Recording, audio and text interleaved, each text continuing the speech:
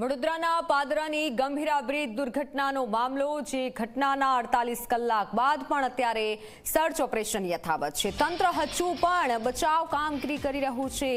2 જેટલા લોકોની શોધખોળ ચાલુ છે અને ગઈકાલે 4 મૃતદેહ મળી આવ્યા હતા. તો કેમિકલ ભરેલી ટેન્કને કાઢવા માટે તંત્ર સઘન પ્રયાસો કરી રહ્યું છે.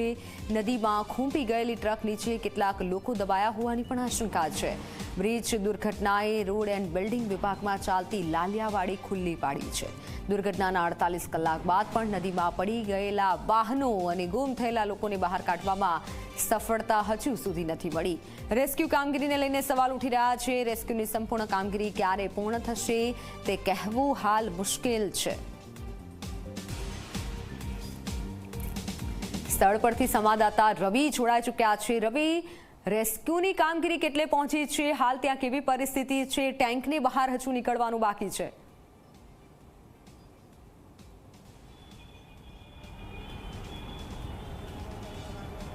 બિલકુલ મિત્તલ, વાત કરવામાં આવે તો જે રીતના ગંભીરા બ્રિજ દુર્ઘટનાનો મામલો છે તેમાં સતત 2 દિવસથી સર્ચ ઓપરેશન ચાલી રહ્યું છે. રેસ્ક્યુની કામગીરી પણ કરવામાં આવી.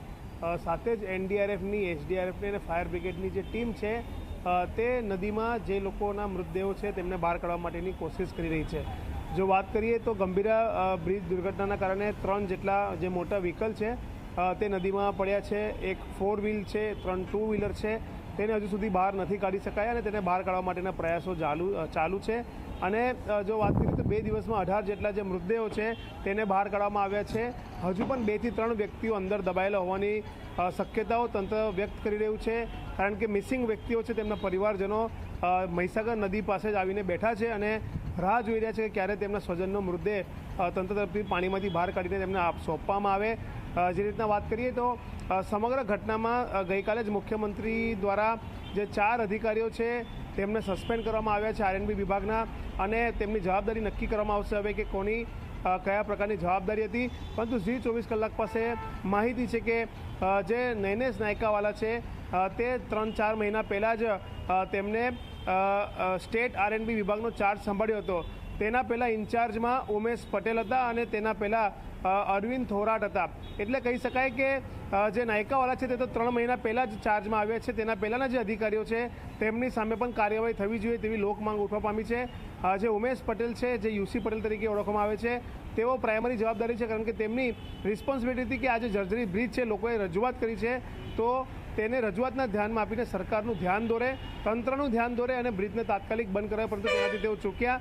જયમીન શાહની જવાબદારી હતી કે ગ્રાઉન્ડ ઝીરો પર જઈને ખરેખર શું સ્થિતિ છે તેનો રિપોર્ટ ઉપલી અધિકારીને કરે, તે પણ તેમાંથી તે ચૂક્યા છે.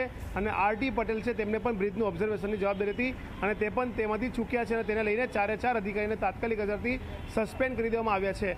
મહત્વની બાબત છે કે જે મોતનો આંકડો છે તે હજુ પણ વધી શકે છે. અત્યારે 18 છે, પરંતુ સાંજ સુધીમાં આ આંકડો 20 થી 21 સુધી પહોંચી પણ શકે છે.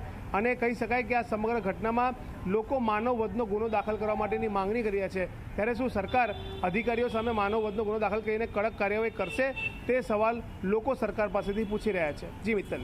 બિલકુલ રવિ, આભાર માહિતી બદલ. તો લોકો આ તમામ સવાલો પૂછી રહ્યા છે કારણ કે જે ઘટના બની છે તેને લઈને રેસ્ક્યુની કામગીરીમાં પણ તંત્ર નિષ્ફળ નીવડ્યું છે. પરિવારોમાં આક્રોશ અને આક્રંદ છે.